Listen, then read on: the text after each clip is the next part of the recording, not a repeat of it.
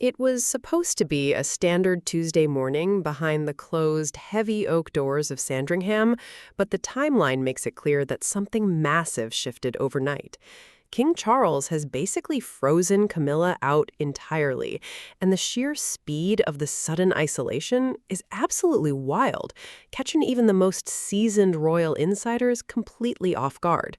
For decades, Camilla was considered the ultimate survivor, the woman who fought her way from the shadows of intense public scrutiny to the very pinnacle of the British monarchy. But within the last 72 hours, a sudden, devastating shift in the palace power dynamics has left her systematically isolated, stripped of her unofficial influence, and quietly relegated to a purely performative role. The catalyst for the sudden, brutal freeze wasn't a public outcry or a tabloid leak. It was a highly confidential, meticulously detailed document hand-delivered by Prince William himself, a bombshell report that laid bare a parallel structure of authority that Camilla had quietly spent years building within the palace walls. Before we get into the details, if you're new here on the Royal Pulse, hit subscribe so you don't miss updates on this story. We're tracking all of it. So here's where this gets interesting. To understand how a marriage and an alliance that survived decades of public scrutiny could unravel in a single weekend, you have to look at the silent, microscopic changes that have been occurring within the royal household over the past 18 months. When Charles ascended the throne, he did so with a highly specific vision of a modernized, streamlined monarchy. He wanted strict fiscal accountability standards, leaner staff operations, and a clear, transparent line of succession. But while the king was focused on global statecraft and fighting his own private health battles, a quiet, secondary operation was taking root behind the scenes. Staff transfers that seemed minor on paper began to paint a very different, highly coordinated picture when viewed as a collective.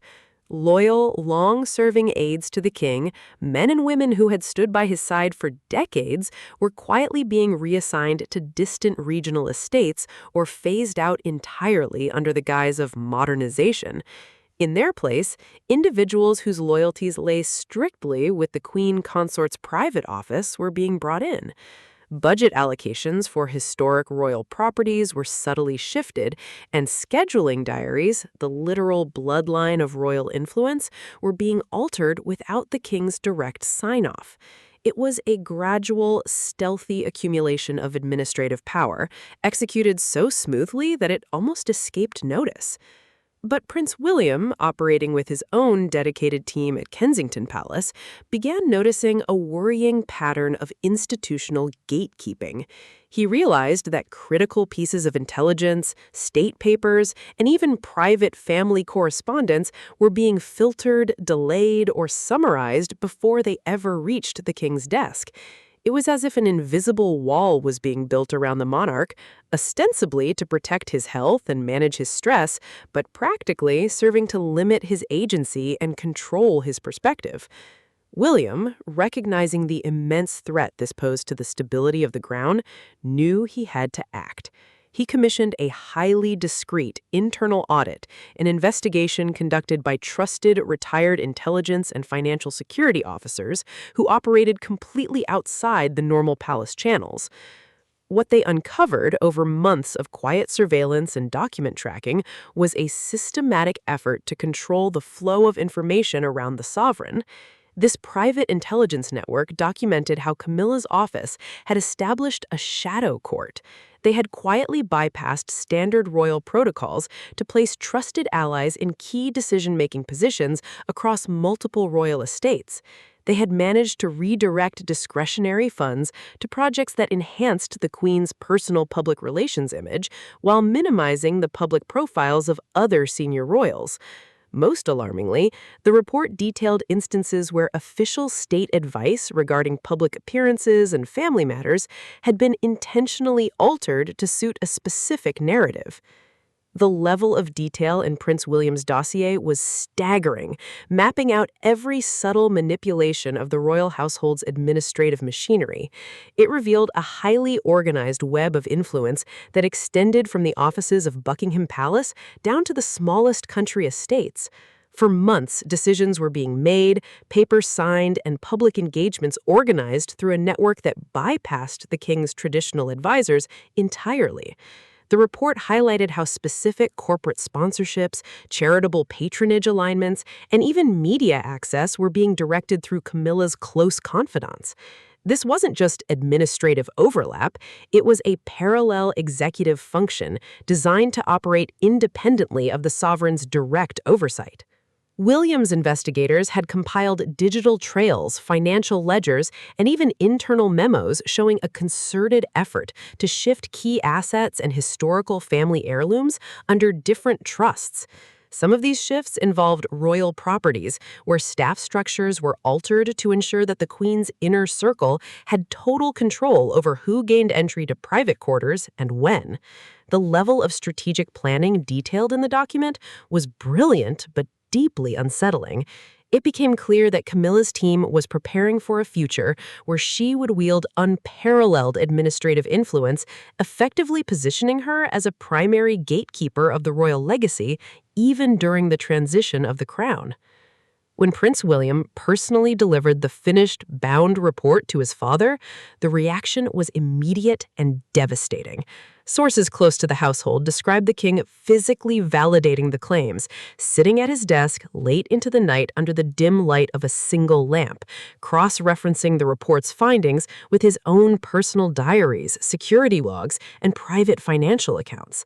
He paced the floor of his study, staring out the window into the bleak Norfolk landscape, realizing the terrifying extent to which he had been isolated within his own home. He saw the signatures on staff reassignments, the unauthorized shifting of security personnel, and the deliberate rescheduling of meetings with key political advisors that had effectively cut him off from critical institutional knowledge. The realization that his closest confidant, the woman he had fought so hard to place by his side on the throne, had been orchestrating a quiet coup of administrative control, left him profoundly shaken. This confrontation marked a turning point in the modern history of the House of Windsor. As the king reviewed the files, the sheer weight of the betrayal settled heavily on his shoulders. He realized that every gentle suggestion, every seemingly protective recommendation about his health and workload had been part of a larger systemic effort to diminish his active role. The security logs showed unauthorized access times, indicating that documents were being reviewed before they were brought to his attention. Financial ledgers confirmed that funds allocated for specific sovereign initiatives had been quietly rerouted to elevate projects exclusively tied to Camilla's public image, leaving the king's own legacy work underfunded and underrepresented. The physical validation process was painstaking. Charles spent hours comparing the digital audit with hard copy documents retrieved from his private safe. He found instances where his signature had been sought on complex administrative deeds under the guise of routine estate management, when in reality, those deeds transferred significant authority over royal residences and personnel to trusts heavily controlled by Camilla's allies. The evidence was undeniable. It was a masterfully designed system of administrative capture, and the king realized that had William not intervened, the sovereign authority would have been compromised beyond repair. The fallout from that realization has been a clinical, freezing cold war. There have been no shouting matches, no dramatic public scenes, and no official announcements. Instead, the king has implemented a ruthless, systematic dismantling of Camilla's influence behind a polite, smiling public facade. Her closest personal aides have been served with formal transfer memos, reassigned to peripheral roles with zero access to the sovereign's daily schedule or the palace's inner decision-making chambers. The parallel structure of authority she spent years cultivating has been completely demolished in a matter of days. The staff who once answered to her now find themselves reporting directly to a newly restructured oversight committee, loyal only to the King and the Prince of Wales. This systematic dismantling of her power base was carried out with military precision. Over 48 hours, key security clearances were revoked, and access codes to private palace databases were quietly updated, leaving Camilla's closest advisors locked out of the administrative network. Formal letters of reassignment were delivered by hand, leaving no room for negotiation or appeal. Staff members who had once bypassed standard protocols were reminded in no uncertain terms of their primary duty to the reigning sovereign. The quiet efficiency of the purge sent shockwaves through the royal estates, signaling that the king's authority was absolute and the era of the shadow court was officially over. Even the geographical landscape of their daily lives has been altered to reflect this new reality.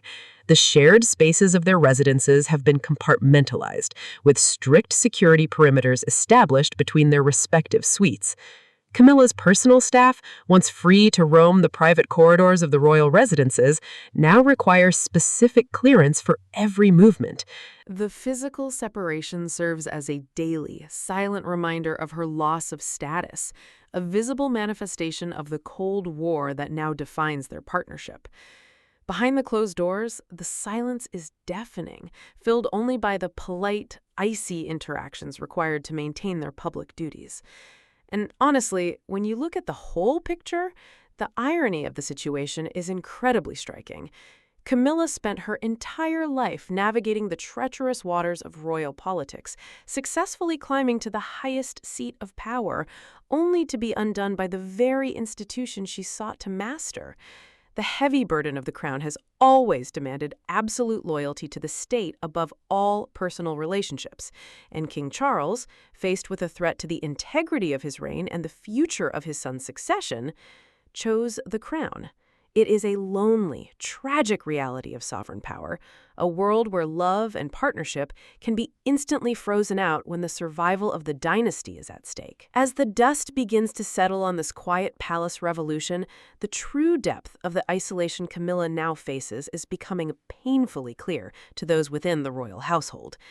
Every morning, the royal diary is laid out with clinical precision, yet her name is conspicuously absent from the private, high-level briefings that shape the daily operations of the monarchy. She is no longer consulted on matters of state, patronage appointments, or family strategy.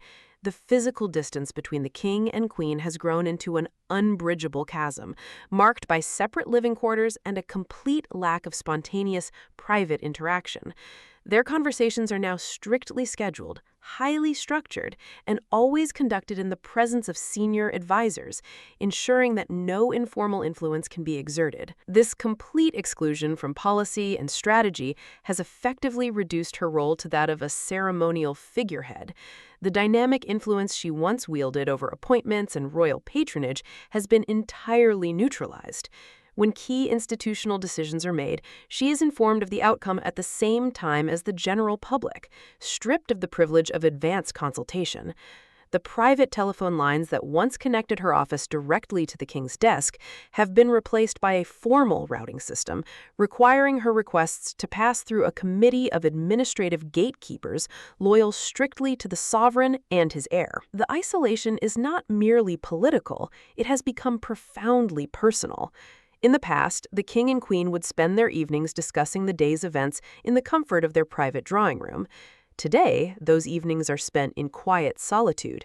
The king dines alone or in the company of his closest institutional advisors, discussing the future of the monarchy and the implementation of the new administrative reforms. Camilla remains in her separate quarters, surrounded by a dwindling number of loyalists who no longer have the power to influence palace policy or protect her from further marginalization. This total loss of power is perhaps most visible in the way the palace staff now interact with the queen. The deferential whispers and rushed preparations that once accompanied her arrival have been replaced by polite, distant efficiency.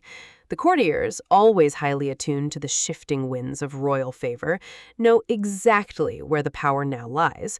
They look to the King's office and to Kensington Palace for direction, leaving Camilla's remaining staff to operate in a vacuum of irrelevance. The grand plans she had envisioned for her queenship, the legacy projects she had hoped to establish, have been quietly shelved or integrated into broader king-led initiatives, stripping her of any individual legacy. The change in the staff's attitude was almost instantaneous, reflecting the absolute authority of the king's directive. Where once her requests were treated with the utmost urgency, they are now subjected to rigorous bureaucratic review. Every project she proposes, every travel arrangement she requests, must be approved by the newly established Oversight Committee, which frequently demands detailed justifications and cost-benefit analyses. This administrative scrutiny is designed to wear down her resolve, making it clear that her days of unchecked influence are gone. Her remaining staff members, sensing their own professional vulnerability, have begun quietly seeking transfers to other departments within the royal household. They recognize that association with the Queen Consort's office is no longer a path to professional advancement, but rather a career liability. The vibrant, energetic atmosphere that once characterized her private office is replaced by a somber, anxious mood, as those who remain wonder when the next round of administrative cuts will arrive, further reducing her footprint within the institution. Yet, despite this profound internal exile, the public show must go on. The royal family is, above all else, a masterclass in theatrical presentation. On the rare occasions they are required to appear together, the smiles are practiced, the waves are synchronized, and the public is presented with an image of absolute unity. But to those who know what to look for, the cracks are impossible to hide. The lack of eye contact, the rigid posture, and the palpable tension that hangs in the air speak volumes. It is a purely performative alliance, a necessary fiction maintained solely to protect the reputation of the monarchy from further scandal. The choreography of these public appearances has been refined to minimize any potential slip-ups or betrayals of the underlying tension. At official state banquets and ceremonies, they are placed in positions that allow them to appear united without requiring genuine interaction. The scripts for their speeches are carefully reviewed to ensure there are no references to shared personal projects or future collaborative initiatives. Every movement, from the arrival at a venue to the final departure, is timed to the second, leaving no room for spontaneous conversation or unguarded moments that might be captured by the media. The public sees a king and his queen carrying out their duties with dignity and grace, completely unaware of the clinical, administrative separation that exists behind the palace walls. This theatrical presentation is vital for the survival of the institution, which cannot afford the instability of another high-profile marital breakdown. The memory of the public scandals of the 90s is a powerful warning, and both Charles and Camilla understand that whatever their private grief, they must maintain the illusion of a unified partnership for the sake of the crown. Behind the scenes, Prince William's role in this transition of power cannot be underestimated. By delivering the bombshell report, he did not just protect his father's reign, he secured the future of his own. The move has effectively positioned William as the de facto guardian of the institution, a powerful force whose influence now rivals and perhaps even surpasses that of the king himself. The close alignment between the King's office and Kensington Palace suggests a unified front, a joint determination to ensure that the transition of power, when it eventually comes, will be seamless and entirely free from any rival centers of influence. William's decisive action has earned him immense respect among the traditionalists within the palace walls. They see in him a future monarch who possesses the strength and resolve to make difficult, painful decisions for the greater good of the institution. His relationship with his father has been strengthened, forged in the fires of this shared crisis. Together, they have drawn a clear line in the sand, establishing that the succession is sacred and that no personal relationship, no matter how close, will be permitted to compromise the integrity of the crown. The Prince of Wales has used this opportunity to implement broader reforms across the royal estates, ensuring that the entire organization operates with the highest standards of transparency and modern corporate governance. The shadow networks that once flourished in the corners of the palace are being systematically replaced by professional, accountable departments. This restructuring not only secures the current reign, but lays a solid, modern foundation for William's own future as king, ensuring that he will inherit an institution that is strong, focused, and free from administrative capture. The tragedy of King Charles's reign is written in the quiet rooms of his estates. He is a monarch who waited a lifetime to rule, only to find that the crown demands the sacrifice of his most enduring personal relationship. The realization that even those closest to him are subject to the corrupting influence of palace power has left him more isolated than ever, a solitary figure carrying the immense weight of an ancient institution. And for Camilla, the dream of a secure, powerful place in history has dissolved into a cold, silent reality of exclusion, proving that in the game of crowns, the final victory is often the loneliest defeat of all. The king's daily life has become a routine of solitary duty. He spends his mornings reviewing state papers, his afternoons attending official engagements, and his evenings studying reports on the progress of the palace reforms. The warmth and companionship that once sustained him through his long wait for the throne have been replaced by the cold comfort of administrative order. He knows that his actions were necessary, that he had a duty to protect the crown and the succession, but the cost of that duty is a profound, lifelong loneliness. For Camilla, the reality of her position is a daily test of endurance. She must play the part of the queen in public while knowing that in private she has been stripped of all real authority. The ultimate survivor now finds herself trapped in a gilded cage of her own making, surrounded by the trappings of power, but possessing none of its substance. Her legacy will not be the influential, modernizing force she had hoped to be, but rather a cautionary tale of the limits of personal ambition within a system designed to protect itself above all else. As we watch this silent drama unfold, we are reminded that the British monarchy operates on rules and dynamics that are entirely foreign to the modern world. It is a system that prioritizes survival over sentimentality, continuity over personal happiness, and institutional integrity over individual loyalty.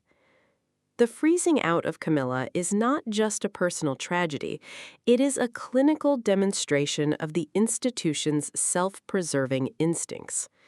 When a threat is identified, no matter how close to the heart it may be, the system moves swiftly and mercilessly to neutralize it, leaving those who dared to challenge its structure frozen out in the cold. This ancient survival instinct is what has allowed the British monarchy to endure for over 1,000 years, navigating revolutions, world wars, and intense social upheavals. It is a system that views individuals, even those who wear the crowns, as temporary guardians of a timeless legacy. The personal desires, relationships, and ambitions of those guardians are always secondary to the preservation of the institution itself. In this light, the clinical isolation of Camilla is not an anomaly, but rather the standard operating procedure of a system that has survived by being utterly ruthless when its core integrity is threatened. The story of Charles and Camilla, which began decades ago as a passionate, defiant romance that challenged the very foundations of the royal family, has reached its final, tragic chapter in the quiet corridors of Sandringham. The very institution they fought so hard to conquer has ultimately claimed them as its subjects, demanding the sacrifice of their partnership as the price of their survival. It is a powerful, sobering reminder that within the world of the crown, power is the only true currency, and those who seek to manipulate it are often the first to be consumed by its cold, unyielding demands.